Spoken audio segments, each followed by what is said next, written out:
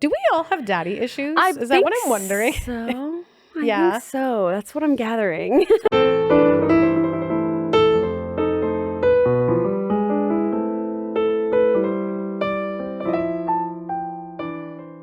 What's up, everybody? Welcome back to the Dress Down Podcast, episode 5.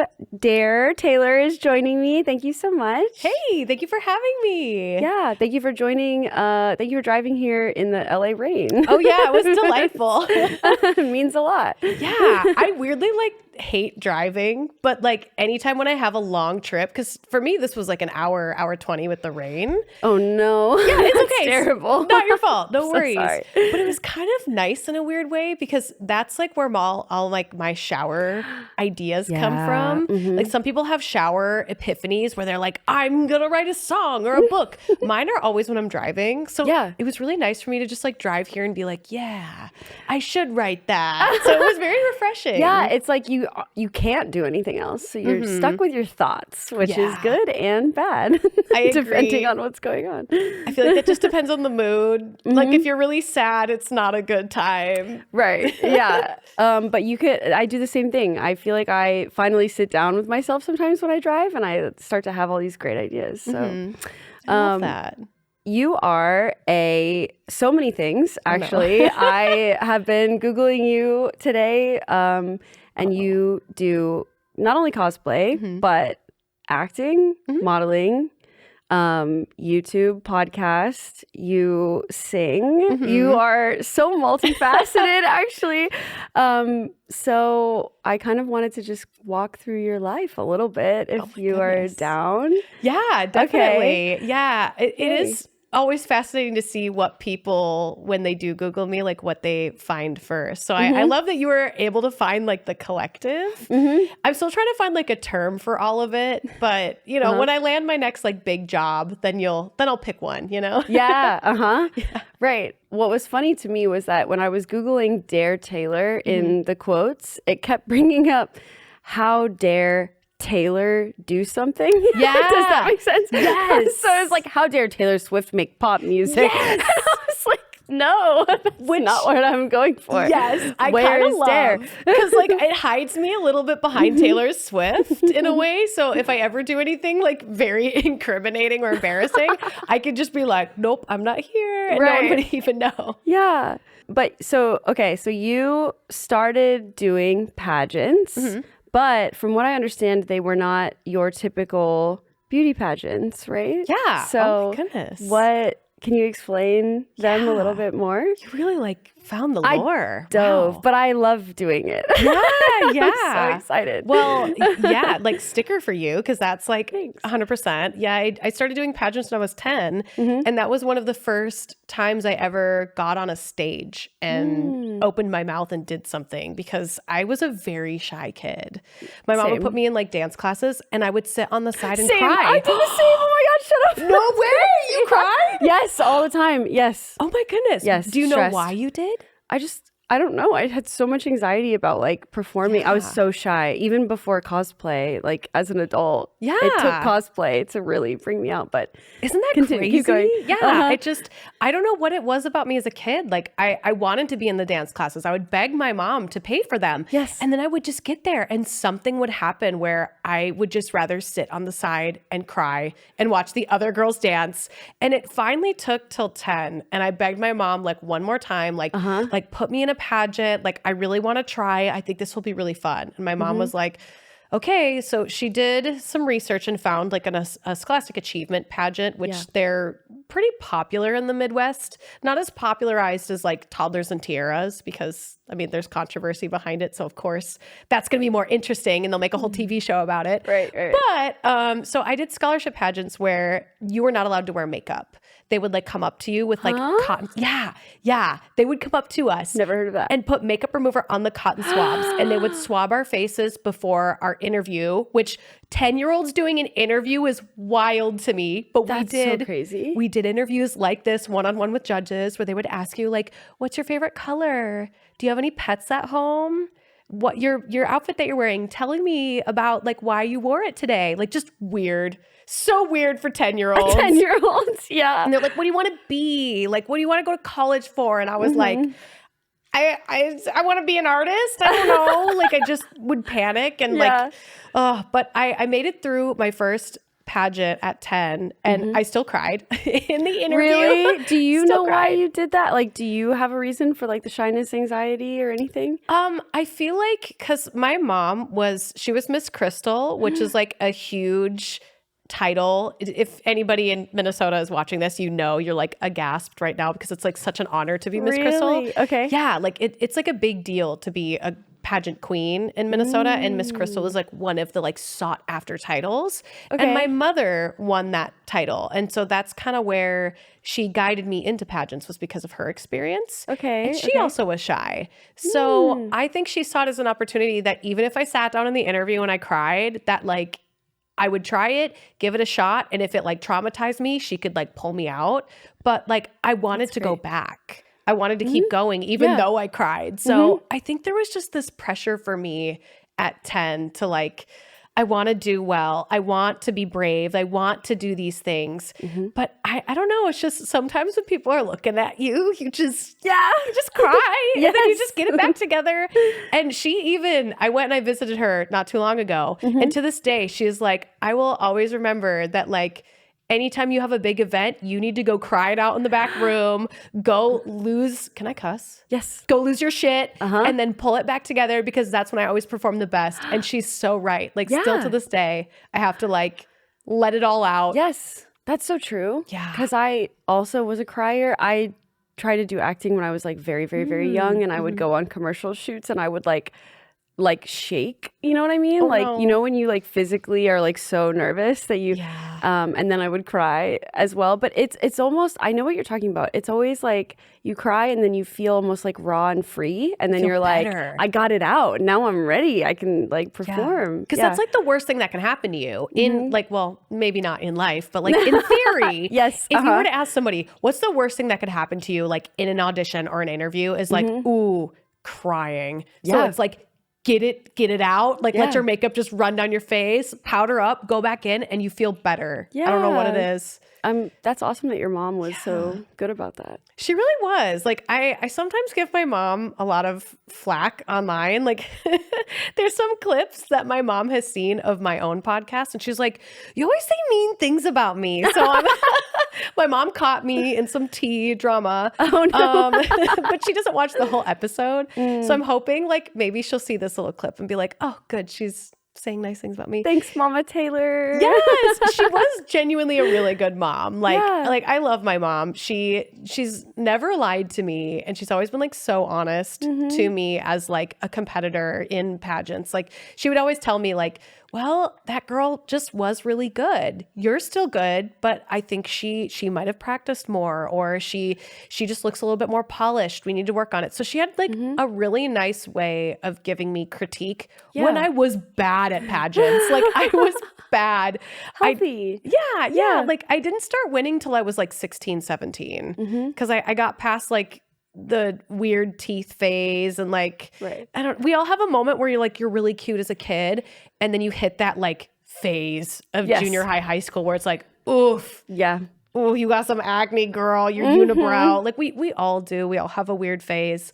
But as soon as I kind of came out of that, that's when I started like really doing well, because I wasn't trying to be anyone else. I was just going into them and being goofy and silly, and I also feel like that was the era that like even Disney themselves as like a company and like a media corporation, they started putting out characters that were more relatable and like fun and funny. So I think that kind of like taught the world in a way, like you can be fun and silly and clumsy, but still be polished and still be a professional. Right. Which I love. What was there any specific characters that come to mind when you think about Disney putting out relatable characters? Yeah, I mean, growing up for me, I always like wanted to sing like Belle. Like Belle has always been like my favorite, because like I'm a brunette, so it kind of makes sense.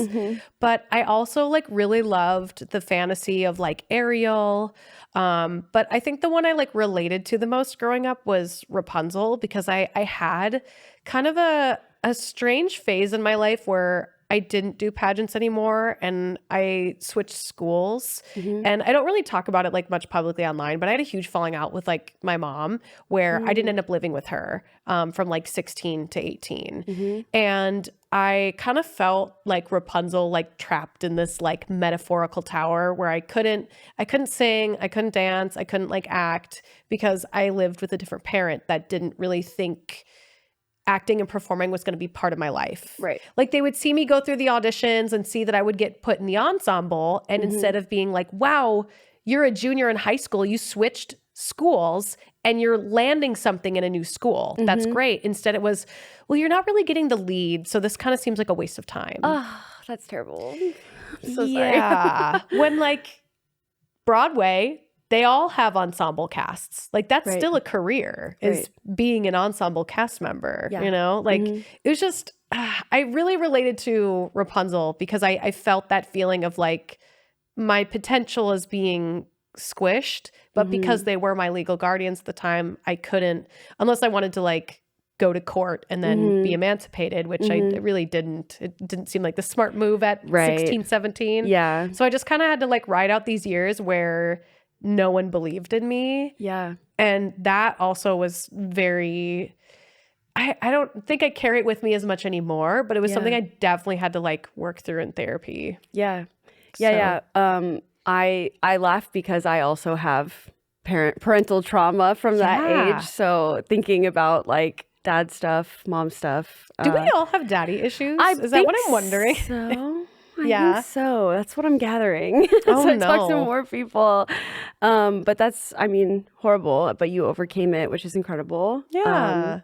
I'd say it turned out all right. Speaks to your strength. Yeah, exactly. Yeah. And I still talk to both my parents. And my dad has profusely apologized. So really? Yeah. I don't want people rare. to think he's bad. Yeah. Like he was just in a phase of like, I'm at the phase in my life where it's like, our parents are people. They make mistakes, which therapy. Yeah. Like, that's on period. therapy. But he was in a phase in his life where he was just trying to make his partner happy at the time. So he made a lot of mistakes and he's said sorry many times to me in order to like repair our relationship. And it's like, I forgive him, but I don't forget those moments. Right. Because even now there are some times where I tell him like, I'm going to write an album. I'm going to do this. And there are times where he's like, are you sure, honey? Like, are you sure this is where you want to go? And I have to be like, like you can't say that. Yeah. You have to let me. I'm an adult now. Right. So we do have some moments where we have to check in, but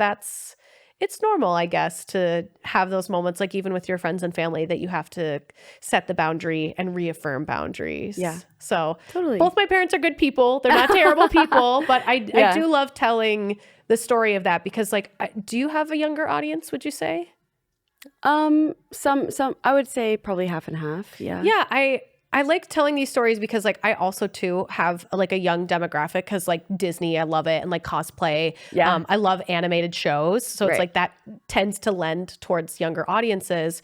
And I love telling these stories about my family because like they could be going through the same thing and they're watching us right now thinking like maybe we had it made or like our life was perfect. When it's like, no, we had to disagree with our parents. We had to like hold off on our potential till we were 18, 19 and then actually go for it. So if you're out there, this one's for you, you know, like you can still do it. Don't let anyone tell you different. That's right. And I think that it's so incredible that your dad goes out of his way to apologize. I feel like that is so, I mean, not to get too deep too quick, but I feel like that generation is so kind of stuck in their ways and they kind of, what I've experienced is a lot of that generation has experienced so much trauma themselves that they almost they think that we have it so good compared to how they had it. So they don't go out of their way to fix their mistakes like that. So that's, I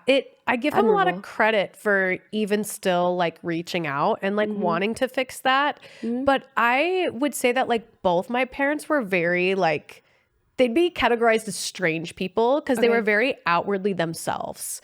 And I think that's maybe why they tried to suppress me a little bit is because they didn't want me to be like picked on or bullied or made fun of. When it's like, I feel like I turned out the way that I did because I was bullied relentlessly. Yeah. And now I can just be myself unapologetically. And Right. a hate comment online doesn't bother me. So Yes. I'm not saying bullying is good, but I do think just like being yourself unapologetically can lead to you living a more carefree life. Just because like I don't live my life for you. You don't live yours for me and for anybody. And you should be just living your life for how you want to. Yes. And not really worrying about what other people think. Yes. I'm getting so like I don't know how to explain it today. I'm very We got in quick. Yeah. Like we're very like dove we're in. deep. We're in. Yeah.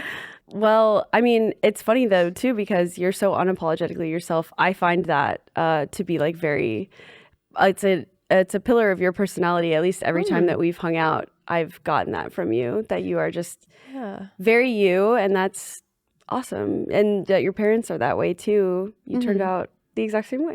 Yeah. I feel like that's like the good things I got from my parents is like we all are just kind of like, whatever, we're weird, deal with it. Like, Cosplay too helps with that so much. I feel like you really find people who love the same things you do so easily and so quickly. It really reaffirms you're weird, which is great because then you find people just like you. Yeah. My dad definitely still doesn't get the cosplay thing, but my mom does because my mom has like a pirate persona. So she gets it. Does do your mom or dad kind of look at the cosplay thing and like, do they get it? Do they don't? They don't get it. They don't. They think it's so strange, but they're just excited that I'm doing something that I like. Yeah. I also grew up playing like a ton of video games. So I think the nerdiness of the gaming whole, like, we went through a huge phase. My dad would love to buy every new console as soon as it came out. Ooh, and we were like the people in the neighborhood with the brand new consoles. So everybody would come to our house and we would, like, we had a bunch of Xbox, the original Xboxes. No way. Yes. And we would like tether them together and we would put them on different rooms and we would do tournaments and stuff. So I think that they weren't surprised that I did some weird nerdy things. Yeah, that kind of like makes sense. Yeah, like your lore, it really makes sense the more you talk about it. So your dad introduced you to gaming. Yes. Gotcha. I weirdly think my mom introduced me to gaming. Yeah. But we were like strictly Nintendo family. Yeah. Which is like, it kind of makes sense because it's more like kid coded. But like, yeah, we didn't have an Xbox. We didn't have PlayStation because my mom was like, it's so violent. But yeah, exactly. I mean, really, Pokemon is literally animals fighting each other. So like, it's still kind of violent. Right. Like, let's not pretend it's not. Right. I had family members who were super against. I couldn't play it at their house because they were like, they're fighting and they're knocking each other out. They're like killing each other. Oh my gosh. Like, they're not actually killing each other. You're like, it's just pretend. Like, calm down. Right. That's really funny though that like your dad was so into gaming and like he introduced you to it and now it's like part of who you are as well. And like he doesn't get the cosplay, you'd say, or do you think he kind of gets it? He thinks it's weird. Well, so he thinks it's weird. He gets it in a way, I would say. My family is like jocks, if you will. Oh, yeah. That makes sense. My brother is a football player, but he loves gaming as well. So he kind of toes the line. But like my dad and my brother are very sports coded, very jock coded people. So they love gaming in the like jockey Call of Duty way. You know what I mean? That and makes not sense. in the like nerdy way, like the World of Warcraft. Yes. They don't get that. Yes, exactly. So that's funny. Oh man, they get it, but they're like, that's a little too far, but you're doing it. Yeah. They're like, well, you're making money, so I remember I called both of my parents when I got Twitch Partner, and I was like, I'm doing something cool. And they were like, don't know what you're talking about, but that's so exciting. Yeah. So yeah, that was fun. Dude, partner is hard. Yeah. It's so hard. Yes. I don't think enough people talk about how difficult it is on social media. Yes. Like, wasn't a job when I was a kid. Now all of a sudden, it's the job everybody wants. Yes. So different now. So Totally difficult. true. Like, I'm not even Twitch partner, but I don't stream as much as I should, to be honest. Yeah, I actually have that in my notes to ask you about Twitch streaming at some point. We'll get there. Yeah. We got some lore. Yeah, we're going through chronological order, if you will.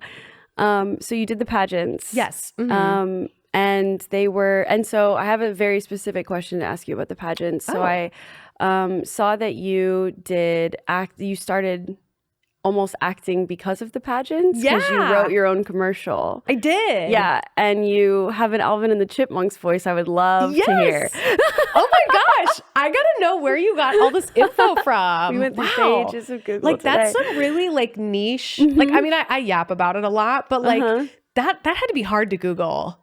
It was actually not as hard as you'd think, but only because I was watching a lot of videos while I was doing my makeup and stuff. So. Gotcha. That always, that helps a little bit when you hit the video, because then it like your brain remembers it a little easier. Yes. But so it initially started off like at the state pageants you would compete at. There wasn't an actress like preliminary.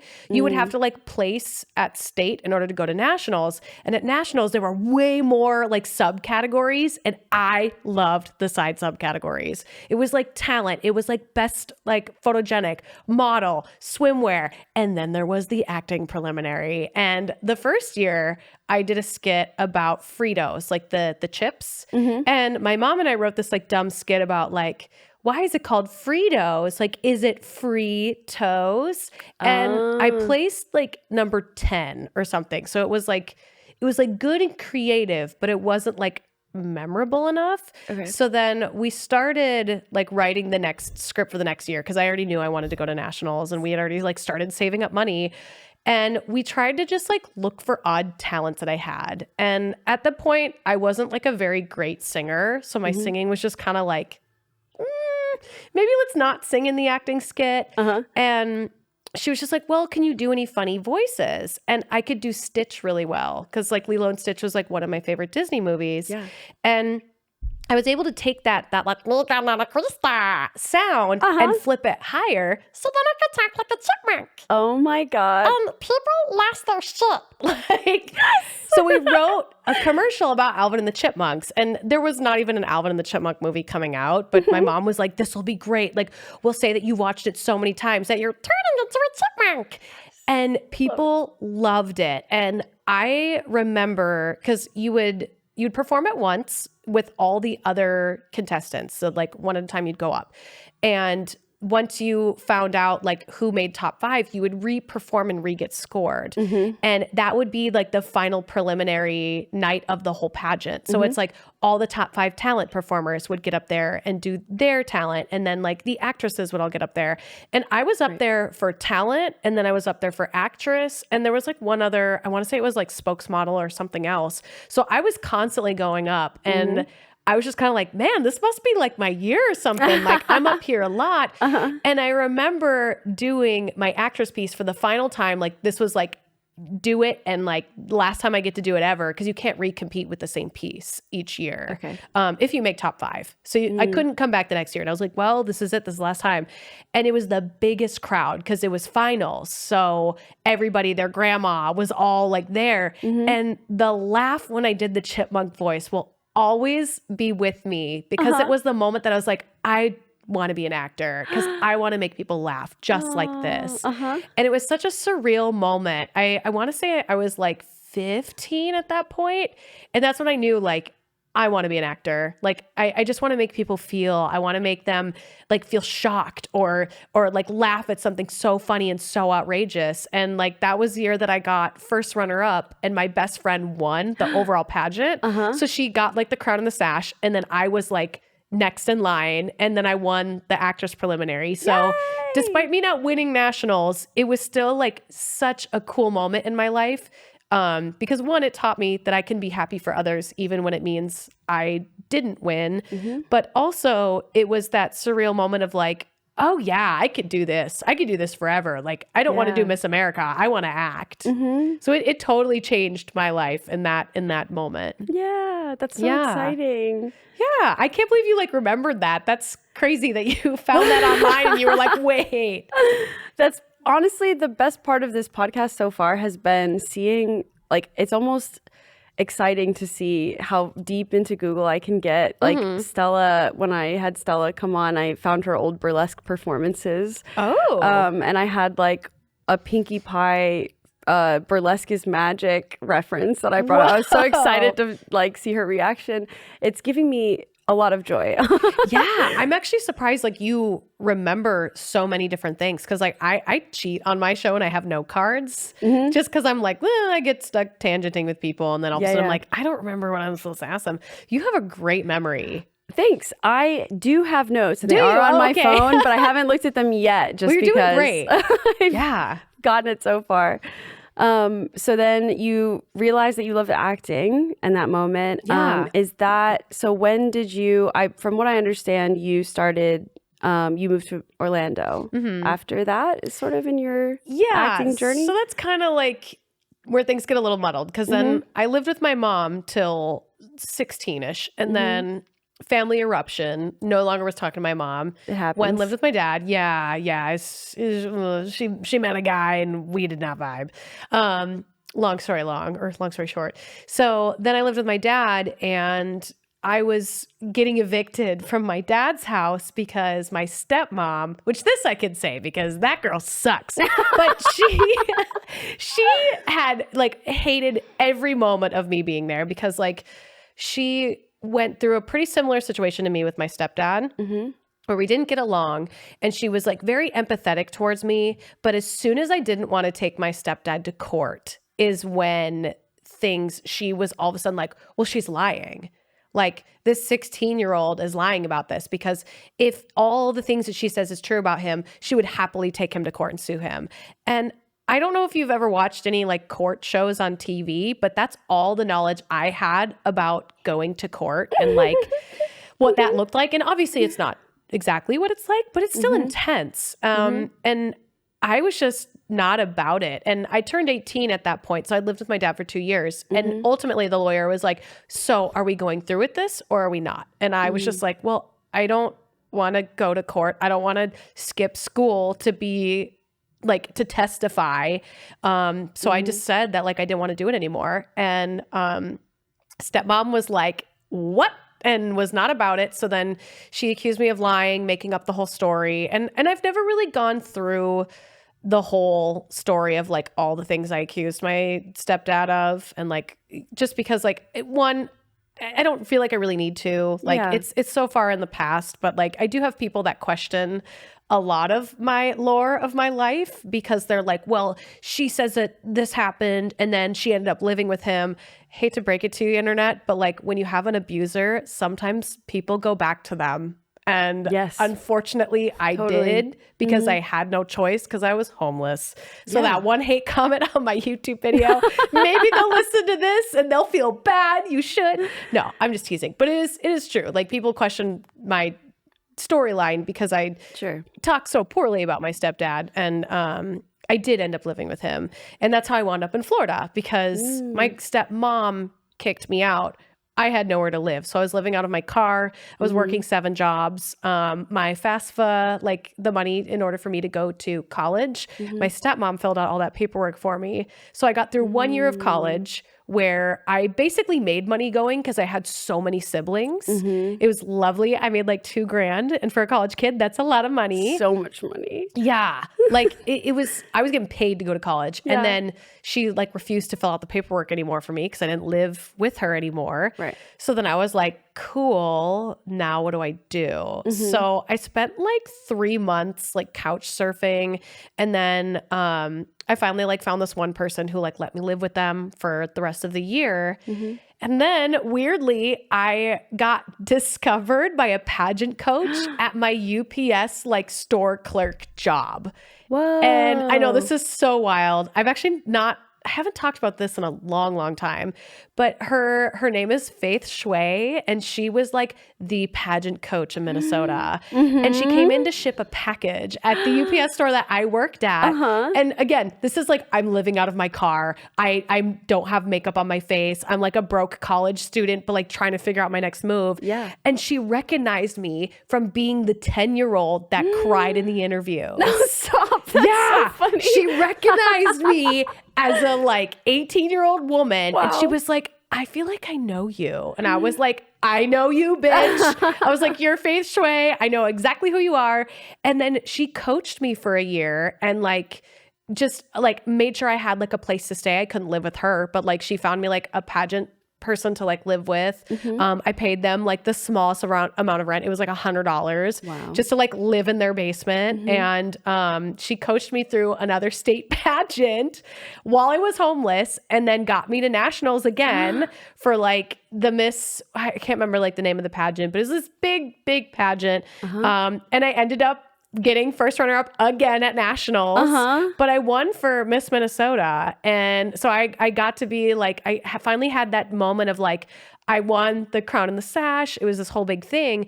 And the family I was living with at the time was kind of like, I think you need to like move out and like live on your own. Like, I think like you've got your footing, you've got things under control. I think it's time for you to kind of like move out and like figure out where you want to go. Nationals is in Florida. So I went there and I reconnected with my mom. And it was like her birthday party, and she had like no idea. We hadn't been speaking for years, since I was 16. So she had no idea. And I connected with my stepdad on Facebook and was like, hey, I'm going to nationals. It'll be around mom's birthday. Like, I don't like, if any issues happen between us, I'm gone. I'm out of her life and your life forever. But I want to see her. So he helped me set up the surprise. She like wept because she hadn't seen her daughter in like, what, 3 years? 18, 17, 16, 2 years? I can't do simple math, but something like that. So yeah, whatever. Math's irrelevant. Right. Not really, but in this story. So reconnected with them, and then they were like, come live with us. Like, everything's magical here. My mom's like, I work for Disney World. We could get you a job. You could audition to be an ugly stepsister. And I was like, yeah. Cause like I didn't. So specific. Yeah. Like we both had like, didn't think I would ever work for the Disney company in the sense of like being friends with a princess. Cause we just thought I was not like conventionally attractive. So like we both like just didn't think that I would look like any of them enough to do the job. So I ended up like going to nationals, getting first runner up, placing still well overall. And then I went back home and packed up all my stuff and like moved across the country. So it was like the years between 16 and 18, a lot happened. And it's wild because like when I go to therapy and my therapist like asks me to like put together a timeline, I just like don't have the timeline. Are you missing like a lot? So do I. Yeah. I actually am too. It's like so confusing to like explain to people that didn't have trauma that young. Yeah. But like as you age, you like kind of forget the details of your childhood anyways. Totally. But when trauma is like in the folds of all that, it just gets so lost and confusing and like, so even right now I'm kind of like, gosh, I don't really remember like what happened first and when, but like this is kind of how it went. Right. So that's how I ended up living in Florida, was because of like pageant coach saw me at the UPS store, helped fundraise me to this nationals to like see my mom. Crazy. And like without that pageant coach, I wouldn't have been able to afford to go to Florida on my own. Wow. So it's like, it's wild how it all came together. Yeah. But so then I moved in with my mom and stepdad. So I lived with my abuser again, which was really great. And things were good for a while. He is diagnosed bipolar, which like if anybody knows anyone with bipolar, you get it where it's like, as a normal functioning human, you like want to work things out with that person so badly. And you love that one side of them, but there's another side of them that's just awful. You can't work with them. You can't be around them. You can't share space with them. And unfortunately, a lot of people with bipolar, and I know this because a lot of artists in our industry, cosplayers, singers, actors that are like this, that don't want to take their medication. Oh, yeah. And I get it because it numbs you, and it takes your personality from like 20,000 to like a 2 or a 3. But nobody wants to work with you when you're at 20,000 because you're late and you're rude and you know, so it's like, totally. It's a lot. So I ended up living with them for like not even like a year, and I ended up like moving out because it did not work. And for anybody out there that lives or like cohabitates with somebody who has bipolar, I feel for you because it's so difficult. Right. It takes a lot of patience. Totally. Yeah. So now you're in Orlando and you started working at Disney. I did. Friends with the Disney princess? Yeah. How does that? You know that terminology. Yeah. Yeah. So I was a server at Olive Garden. So that's how I was able to transfer jobs because they're all over the country. So I transferred from Minnesota to Orlando. So that way I had like a job to go to. So I wasn't just like hoping things would work out. Yeah. And I moved down with a boyfriend. And not a lot of people know that lore either. Okay. And that also was really bad. Maybe like don't move states with somebody when you're like 18. It usually doesn't work out. Yeah. But so I heard that they did like Disney auditions at the what was it called? Like the DAC dance rehearsal facility. And like it's an open call. Anybody can see this information. You can Google it. And they have it like almost every Thursday. Okay. They're looking for like different performers for like cruise line. They're looking for Disneyland, Walt Disney World, like Shanghai, Tokyo. Like they cast from Orlando primarily. And I was just kind of like, I don't know, like I can act. I sing. Like I'm okay looking. Like maybe I'll get to be an ugly stepsister. Like maybe that will be something fun for me to do. And my stepdad actually went with me to my audition because like he was in the phase of like being very supportive. Okay. And my first audition, I made it all the way through. And so basically you go in and you animate, which is acting, but it's like theatrical acting, but even like bigger. So it's like acting as if you were a cartoon character. Like you're not like just shoveling, you're shoveling, like you're doing like kind of crazy over dramatic acting. And then after that, they looked at like our row and they only kept me from our group. And the casting director I had was like, do you know what happens next? And I had no idea because I think maybe they thought I'd been there a couple times, but I was like, no, what happens next? And she's like, well, you're going to go get fit. And I was like, get fit? What do you mean? I'm like, oh, like dance? Like, do I need to like, she was like, no, we're going to put you in an outfit. And so they told me what character I was potentially going to be friends with. And at that time it was Anna from Frozen. And I never really publicly advertised that I was friends with Anna from Frozen. And I don't really know why. It just, I don't know. People always found the other person that I was friends with a little bit more interesting and more spicy. So I have that in my back pocket if I ever want like another article to come out about me just being like, I was friends with two and you didn't know. But so I very viscerally remember this moment too. This is like a weird moment in my life that I always remember the feeling because I was in what everybody calls like the LA audition room, which it was in Orlando. So, but like picture this, like you're in this big corridor and there's like 8 girls sitting next to you and they're all wearing the same blouse and they've got the same hair color and they look just like you. Now imagine them all wearing the same outfit as you literally and the same wig. And you're just like having an out-of-body experience. Yeah. Like it's you being like, oh, we're all auditioning for the same thing. Right.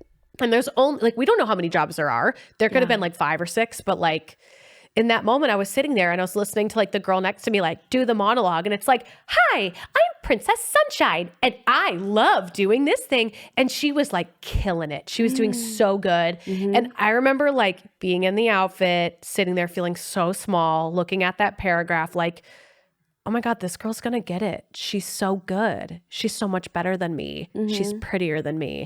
She's thinner than me. Her skirt is a size 2. I'm wearing a 4. Like just all the things that get in your head in every audition. And then at one point she got called in and I remember sitting there being like, okay, well, this is your choice. It's either like you can go in there and have these feelings and bomb, or you can go in there and have the best time of your life because you might not ever get to do this again.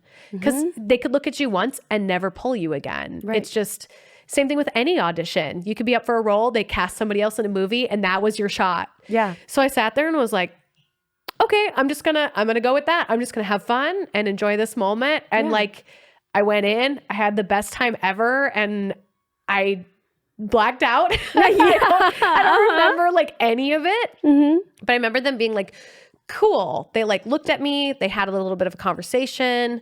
I don't know what about, to be honest. I'm assuming it's like, oh, do we think she could be friends with other characters is kind of what I assume, but I don't know. They could be talking about anything, like what they're having for lunch, who knows? And then they were like, great, you can go get de-prepped and you're set to go.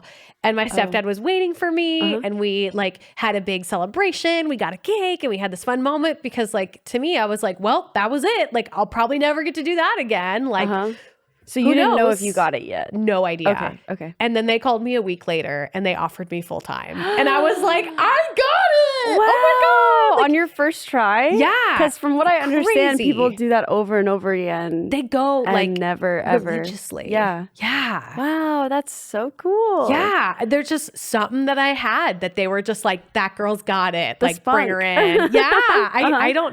I don't know what it was. It really worked out. And like, I'm so thankful for that casting director, Soroya, if you're watching this, like, thank you so much. Like she was like my rock throughout the entire process of working at the entertainment side of Disney. Like she always believed in me, always took time to like say kind things to me. And like, she's the reason like I want to be casting someday, you know, just, she was great. I don't know if she's still there or not, but like, she was so wonderful. And then my boyfriend, he did not want me to take full time. So I know, right? Like that was my dream. It was my dream to work for them. So much that I want to say that I won't. But it was awful. It was awful. So they offered me full time and I asked them if I could have a day to decide, which is like you never do. Word of advice. Like they could have never called me back.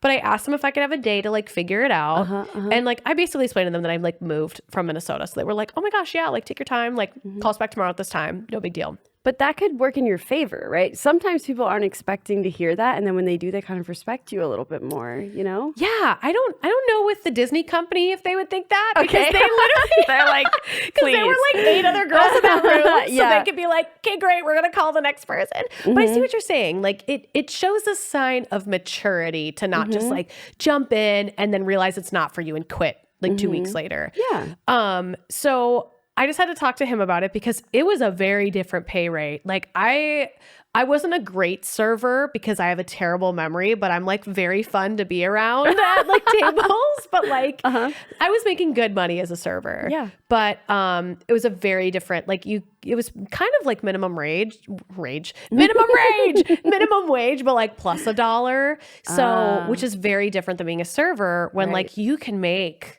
like in Orlando, I was walking out with like $500 cash. Oh yeah. Yeah. I did bartending in Orlando as well.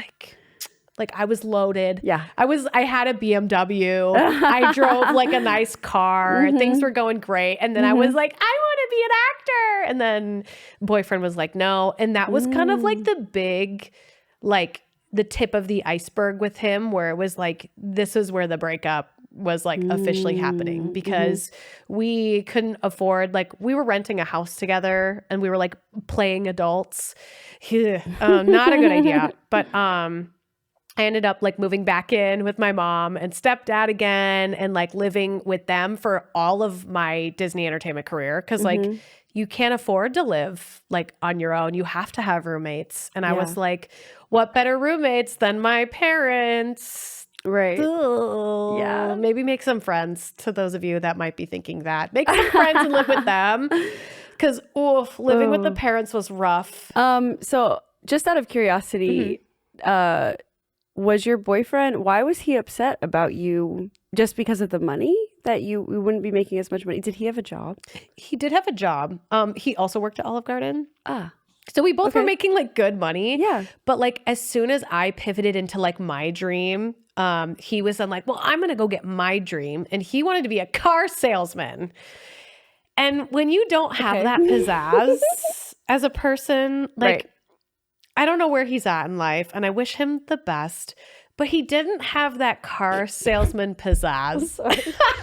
If I were to describe him in the most polite way, he was kind of gray, as like a personality, which is fine. Like I get along very well with people who tend to be a little bit more dry or a little bit like I meld with people. I'm not like that weird about it, but like with him, it was just not the career choice. Like it would be like me if I wanted to be a lawyer and I was like this. Like you would be like, girl, no. Like, you know, it didn't make sense. So car salesman is also, in my opinion, kind of a strange dream. Goal. Yeah. Yeah.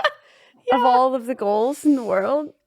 I think he just saw it as like more money. Fairly weirdly achievable for a goal, like a dream. You know what I mean? Yeah. Does that make sense? Yeah. Yeah. It just, I don't know. I think, I don't want to speak on like his trauma, but he also had like dad issues at a young age. So I think he was just really hell-bent on trying to prove that like I'm a man, like look at me making money. I see. And I think that's why the car salesman thing seemed like the dream to him, because like you sell a car, you're good, you know?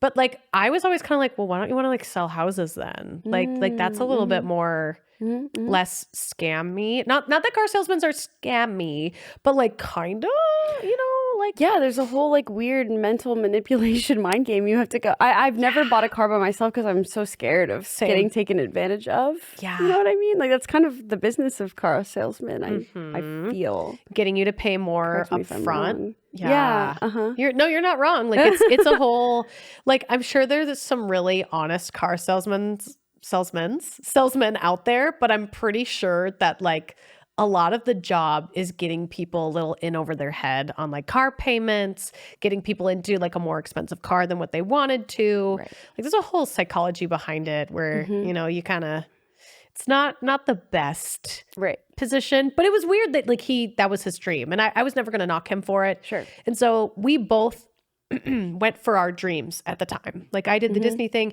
he did the car salesman thing, and like we couldn't afford the house we were renting. So everything fell apart, and I luckily was like, well, I can go live with my mom, like good luck. And and like don't ever do that as an adult. Like that was not good on my part. Like that was probably like, I don't regret doing it, to be honest, but also part of me is like, really, Dare, you're a better human than that. Like, probably shouldn't just dip when things get rough. Sure, but I learned. also there's a element of putting yourself first. I would say that you kind of have to do what's best for you sometimes. If you like always sacrifice for others, you never put yourself. I think that's a nice way of making that seem less awful. But Yeah. I also think like, you know, no one's perfect. We're all gonna make mistakes, and if that's the worst thing I ever did to a guy, then I think I'm doing okay. Yeah, and also I think that if maybe he was supportive of you, or I don't know, your relationship, I don't know, I don't want to speak on your relationship, but like if it was the one, I think you would have gone out of your way to work it out, you know? Yeah, But I agree. yeah. I think if he was the man of my dreams and things were like hypothetically really gonna work, I think there could have been a little bit more like give and take. But we were young. We were like 18, maybe 19, renting a house together, acting like we were 30-year-olds. You know what I mean? Like, like I think we got a little too in over our head. For sure. And I learned a lot from that. So I don't regret it.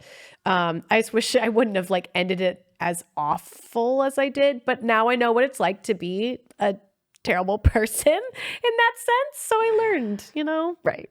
that's all that matters. I learned, and hopefully he's doing okay.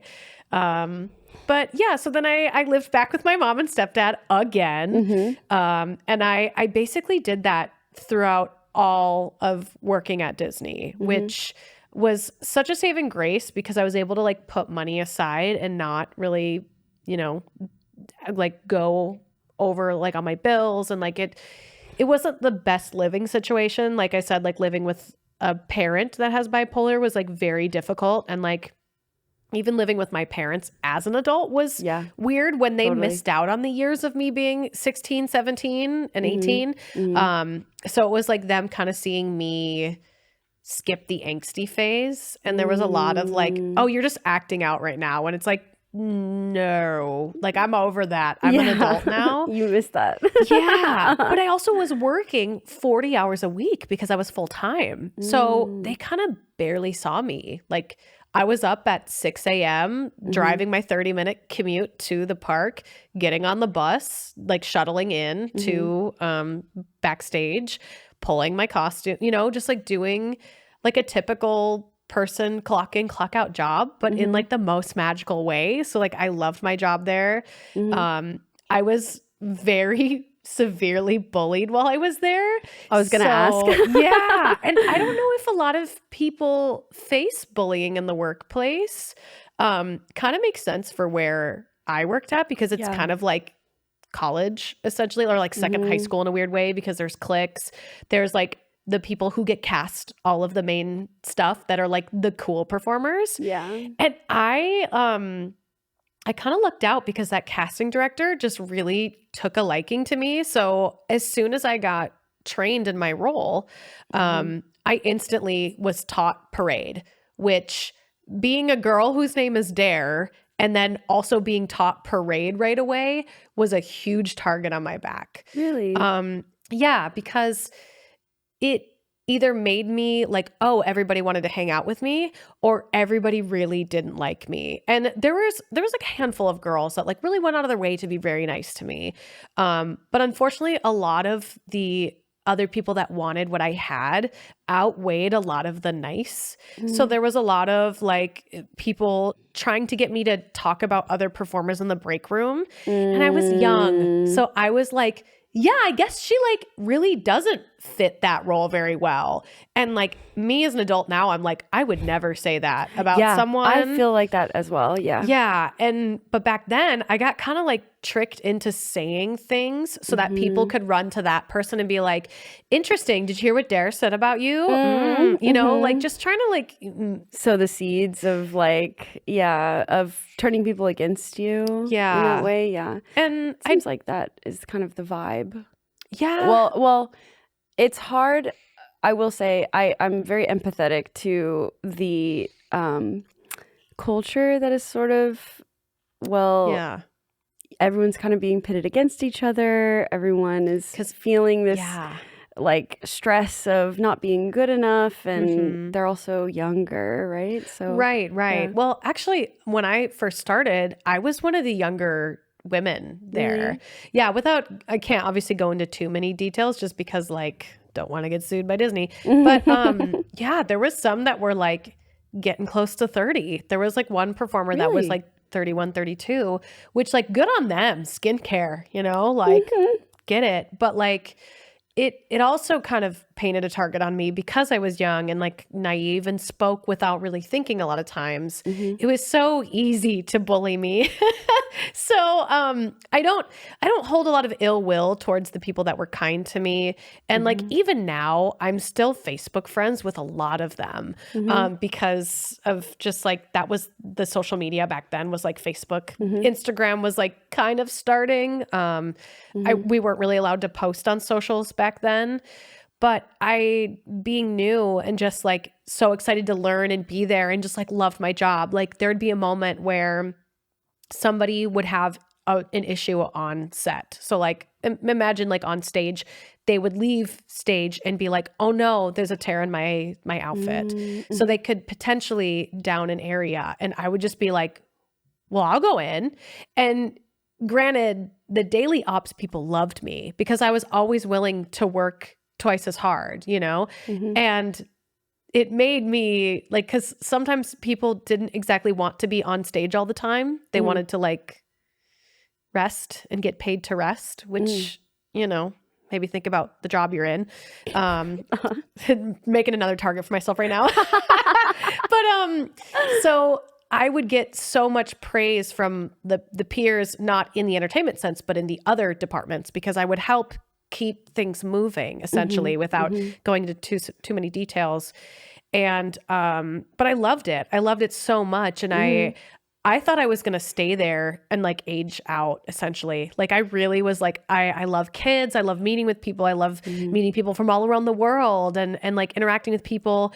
And I had such a great trajectory. Like I learned day parade like very quickly. So I was then approved in 2 outfits, which is very rare for being friends with Anna. Like usually you were only approved in 1 just because that's, you know, they typically only are in one thing throughout the whole ecosystem of the park. And then out of nowhere, I went to another like audition where they look at you again to see if you fit anything else. And they saw another opportunity with me for being friends with Jasmine. And that was 6 months in. And sometimes some performers get 2 or 3 right away. I just, for some reason, it happened like that for me, where they only saw me as one, then they saw it working out with another. And as soon as I learned the character and the development of becoming friends with Jasmine, instantly they put me through Phantasmic. And that was like the most surreal thing for me because my mom worked on the other side of the mountain. So my mom was a cast member and she ran that show. So she was like an operations cast manager or not cast manager, an operations team member on that side. And so when I found out I was going to be learning that show, that was really cool. Cause I was like, oh my God, we get to go to work together. Like, away from like my stepdad, like we get to have a life outside of like at home. So that was cool. And before I even was approved, they told me that I was cast in that role, which means for the next season, that would be my daily job. So I had like the most magical shift ever where I would go in, clock in, go do day parade as a different human, and then get to like leave there, go to the next place and be another human in 2 shows in one day. And I loved it. And I feel like having that experience, that taught me that like the daily operations of that job of entertainment is kind of like this, where you're meeting with someone, you're saying the iconic things and you're doing all the stuff. And then you send them on their way and you do that for like anywhere between 4 to 8 hours in your shift, where in the shows, it's a lot less demanding, like vocally, physically. I then learned from that experience that like, man, I think I want to be in more shows. So I got kind of like bullied on my way out, and somebody was going to turn me in and potentially get me fired. So I quit before that happened. Oh my God. I got written up so many times for like stupid things, but stupid on my behalf and stupid on like, it is what it is. Yeah. But before they could turn me in for like my final, like, oh, she's on the chopping block, I put in my like 2 weeks. And I remember the manager that like took my 2 weeks was like very shocked because people knew I loved my job there. And they were like, what happened? Like, why are you quitting? And so I don't know where, but somewhere there's like on record where I kind of break down the synopsis of like how many times I was bullied while I was there.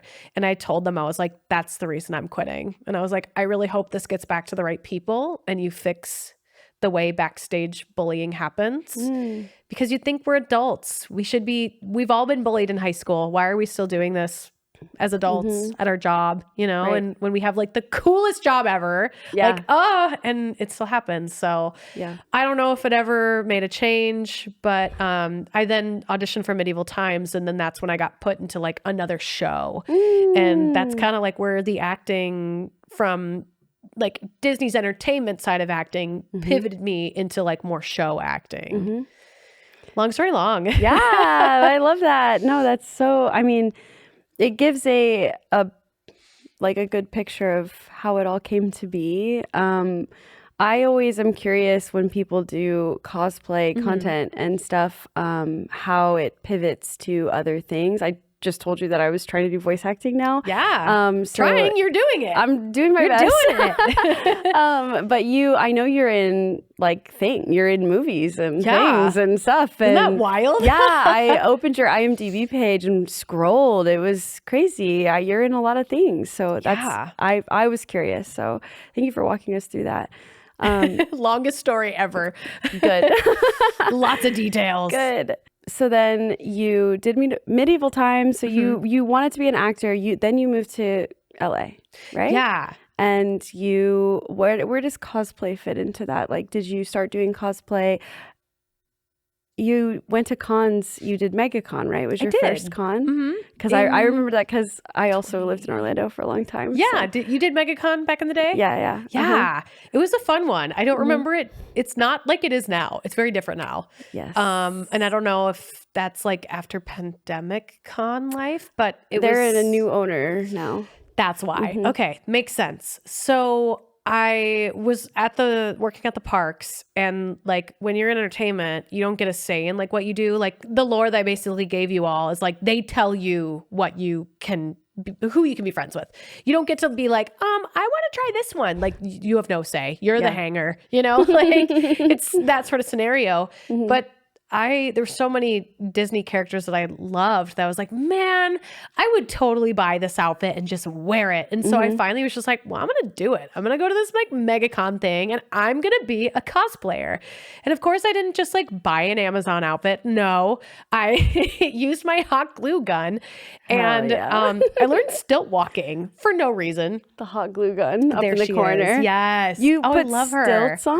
I did. I learned how to stilt walk for a cosplay. That's crazy. And I decided to be Tafiti from Moana, but I made like Okay. a burlesque version. So it was like a bra and like booty shorts. And then I made myself this like see-through like poncho that was like green. So it looked like I body painted and I stilt walked at the same time. Wow. And was wearing a skimpy outfit. I just couldn't do one thing. Had to do it all. Yeah. And it was the hard. coolest thing because I'd never done it before. And it was just like so much fun, like going to MegaCon and like meeting other cosplayers. And I actually met an artist there, Judy Blue is her name, who to this day remembers me from this con. And I see them at every con now. And I always go by and say hi, where she actually was inspired by my cosplay to draw Tafiti and like has that for sale at her booth. And I'm like, so oh my God, cool. like it's crazy how one choice can lead to inspiring so many people. So I did that one convention and then like that was it for the longest time. I just did the one and then didn't do another convention till I moved to LA. Wow. For Okay. no reason. I just was busy with like other acting jobs. But my social media and like my cosplay is what kind of moved me out to LA because a film director out here in LA saw my social media and was like, you need to move to LA if you want to be an actor. Like you got to move. And then I did right before the pandemic. Wow, what great timing. I was planning on moving during the, well, I guess maybe, Is it great maybe timing? maybe not. I was planning on moving and I was about to move and then the pandemic hit and then I got stuck in Florida for a while.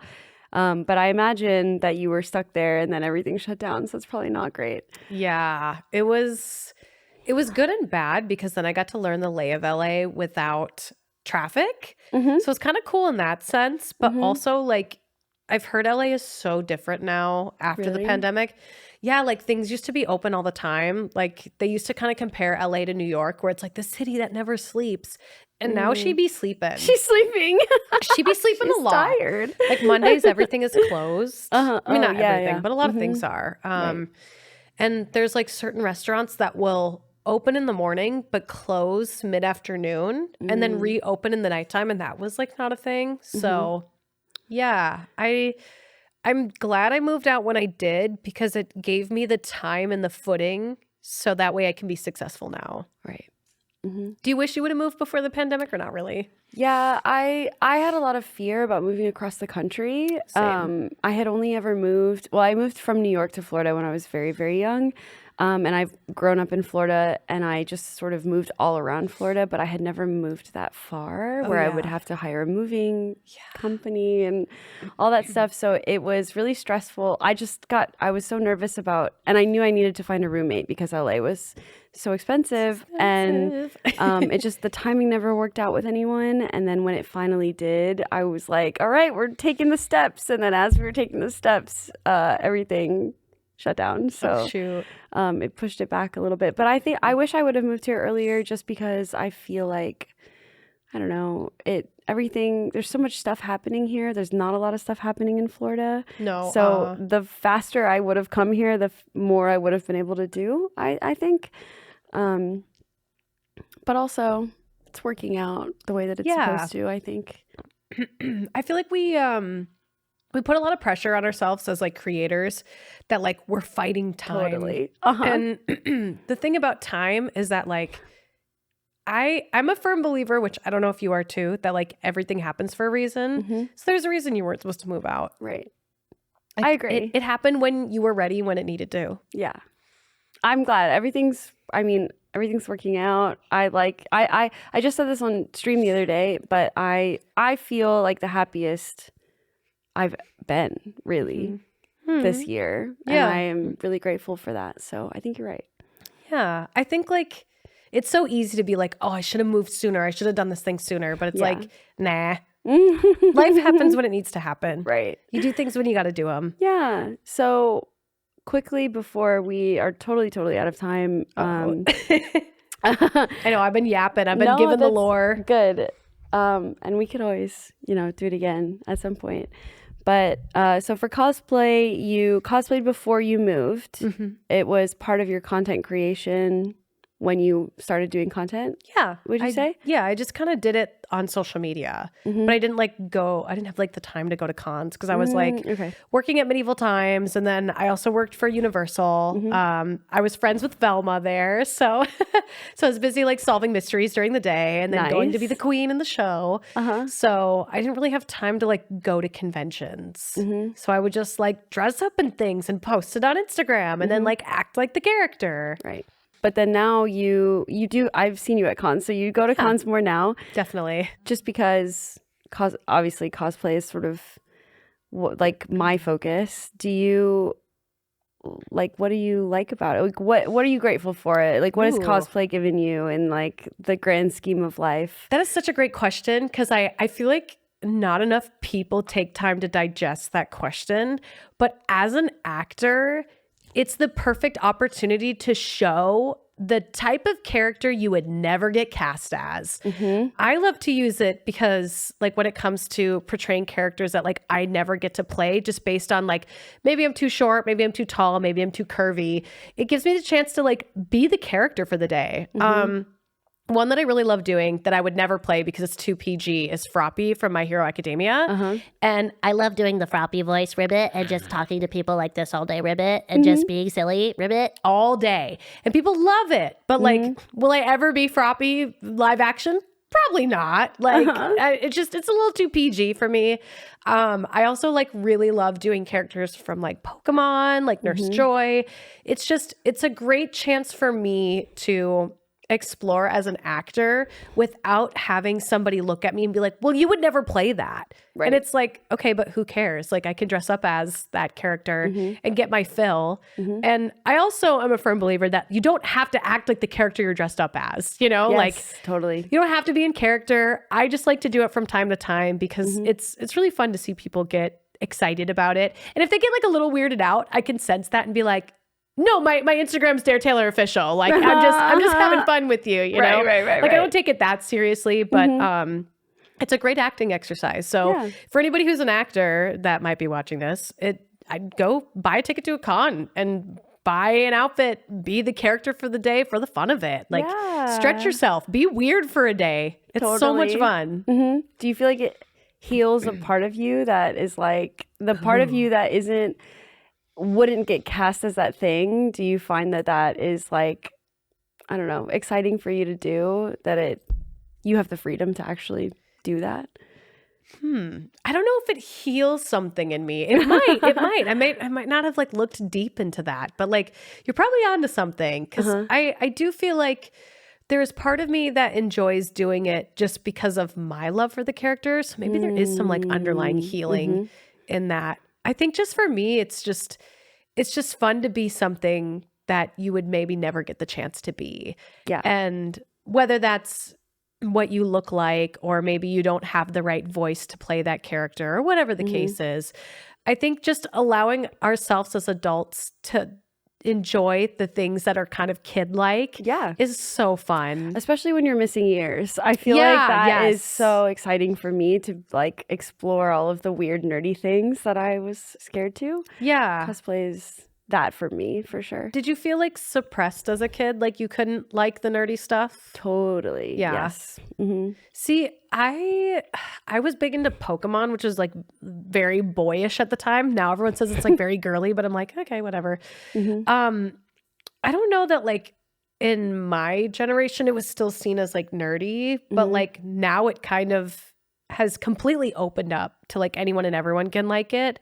But I definitely wasn't running around being I play Smash Brothers, Mm-hmm. Yeah, it was weird when we were that age, I would say.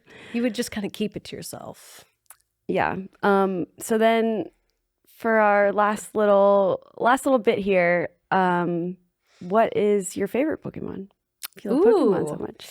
Well, I'm kind of basic and I like Pikachu. Like I drive a yellow car. I love that. Nobody says Yeah. Pikachu is their favorite. Really? I feel like everybody does. Really? Oh Yeah. no.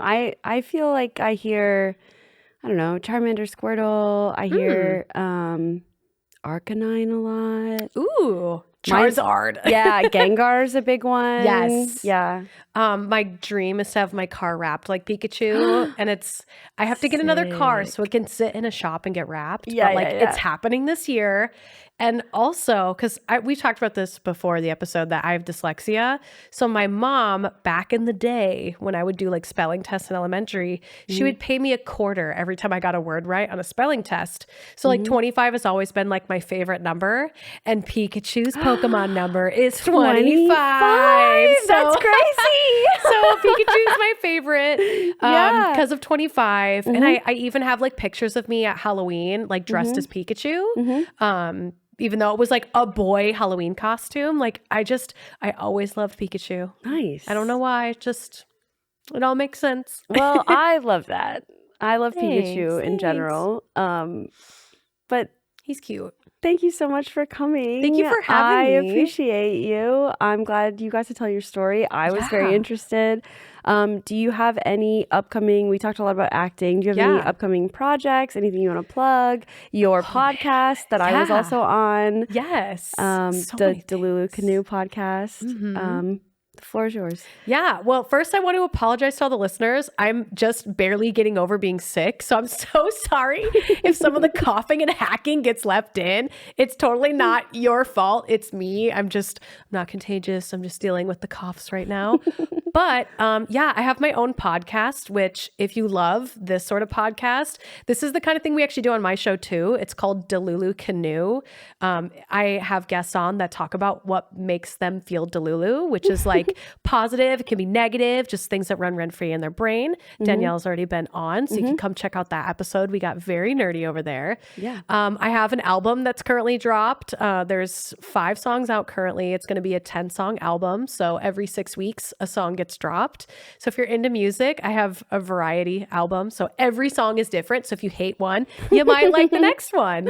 I am in a bunch of projects. So you can look up my IMDb. It helps me score higher on the star meter on IMDb. Really? Which is important to casting. They look up your star meter. Wow. So everyone go Google. look me up. Yeah.